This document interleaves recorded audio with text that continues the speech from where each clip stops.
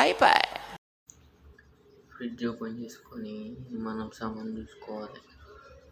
మన సామాన్ తీసుకొని పక్కకు పెట్టుకొని మన ఏం లేవు ఇలా మొత్తం ఖాళీగా ఉంది. బొక్కలు కడుక్కొని పెట్టుకోవాలి. అంతలోపు చాకు రెడీ. ఉల్లిగడ్డలు కడిగి వేసుకోవాలి. మిరపకాయలు కడుక్కోవాలి. మిరపకాయలు కూడా కడిగేసుకోవాలి. కడిగేసుకొని పక్కన పెట్టుకొని గంజు పెట్టుకోవాలి. గంజులో నూనె పోసుకోవాలి. నూనె వేడైనాక ఇంతకుముందు కడిగేసుకుని వేసి పారేసి ఉప్పు చల్లుకోవాలి. ఉప్పు అయిపోయినాక అల్లం వెల్లిపాయ పేస్ట్ వేయాలి. అది అయినాక ఏంటంటే కొంచెం పసుపు, కొంచెం గరం మసాలా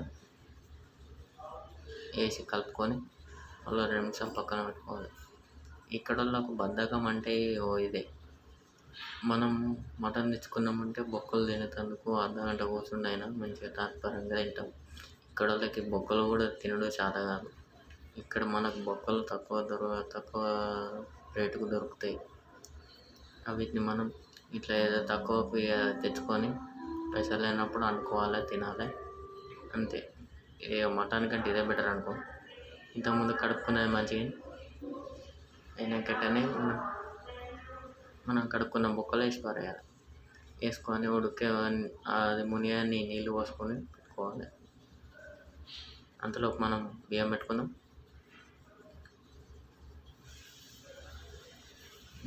ఇప్పుడు మన కూర రెడీ అయినట్టే. ఇంకా కాలేదు, అవుతుంది. ఆల్మోస్ట్ అయిపోయింది. కొత్తిమీర వేసుకొని దించేసి తినేయడమే. ఇంతకు మించి మనకి